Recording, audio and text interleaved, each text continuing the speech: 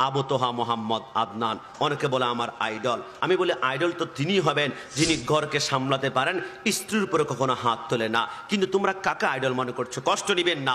আবু তোহা মোহাম্মদ আদনানকে রব পাকড়াও করেছে। আজ থেকে 1 বছর আগে সে বলেছিল রসুলের উপরে যখন ওহি আসা বন্ধ হয়ে গেল, রসুল নাকি একদম পাগলের মতো হয়ে আত্মহত্যা করতে চেয়েছিল। আত্মহত্যা মহাপাপ, এমন একটা জিনিস যখন রসুলের উপরে চাপিয়ে দিয়েছিল, আমার আল্লাহ সেটার বদলা হিসেবে এখন তার অবস্থা আরো করুণ হয়ে গিয়েছে। পরকীয়ার দোষে এখন আবু তোহা আদনান নিজেই আত্মহত্যার দিকে যাচ্ছে। ইন্নাহুম ইয়াকিদুনা কাইদা ওয়া আকিদু কাইদা ফামাহিলিল কাফিরিনা আমহিলহুম রাইদা। আমার আল্লাহ যখন ধরবে তখন ছুটতে পারবে না। খুদা পকড়ে তো ছোড়া লে মোহাম্মদ, মোহাম্মদ পকড়ে তো ছোড়া কুই নিহি সেকটা। কথা বলো ঠিক কিনা? আর নবীর সাথে গোস্তাকি করে পার পাওয়া যাবে না।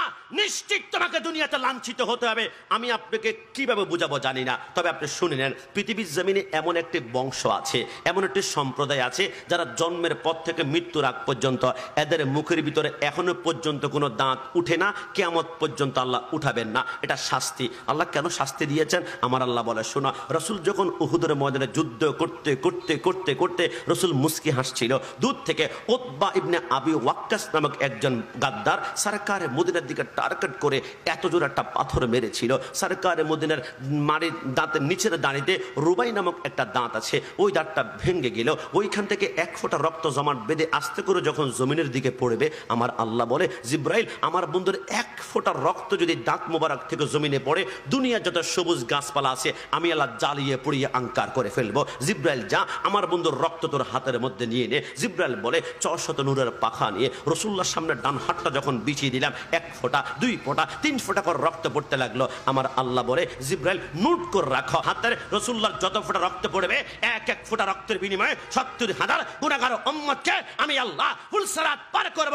হে পৃথিবীর মানুষ, আমার নবীর দান যে শহীদ করেছিল তার নাম ছিল উতবা ইবনে আবি ওয়াক্কাস। আমি নিজ চোখে আমি মদিনায় গিয়ে দেখলাম তার সম্প্রদায়ের ভিতরে যারা মানুষ, এদের কারো দাঁত উঠে না, কারণ রসুল্লাহর দন্তন যে ভেঙ্গে দিয়েছে। আমার আল্লাহ বলে কিয়ামত পর্যন্ত ওই লোকের সম্প্রদায় থেকে যারা নাতি হবে, যারা ছেলে হবে, যারা নাতনি হবে, যারা সম্প্রদায় আসবে, সন্তান হবে, কিয়ামত পর্যন্ত কারো দাঁত আমি আল্লাহ রাখবো না। সবাই দাঁতকে আমি আল্লাহ আসমানে উঠিয়ে নিলাম। একটু জবান খুলে বলো সুবহানাল্লাহ।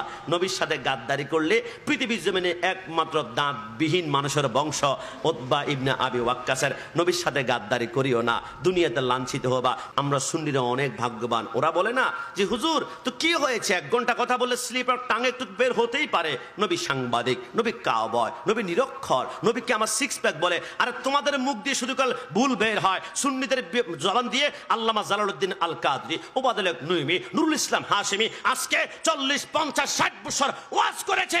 নবীর শানে একটা গাদ্দারিমূলক শব্দ কোনোদিন বের হয় না। মনে রাখবা, তোমাদের জবান দিয়ে যা বের হয় এটা শয়তান বের করে, সুন্নিদের জবান দিয়ে যা বের হয় এটা মদিনাওয়ালা বের করে। কথা বলো ঠিক না? যার হৃদয়ে যা থাকবে তা মুখ দিয়ে বের হবে। তোমাদের অন্তরে রসুলের শানে গোস্তাকি, তাই মুখ দিয়ে বের হয়ে যায়। সুন্নিদের কলবে রসুলের মোহাব্বত, তাই জবান দিয়ে মোহাব্বতের আলোচনাই বের হয়।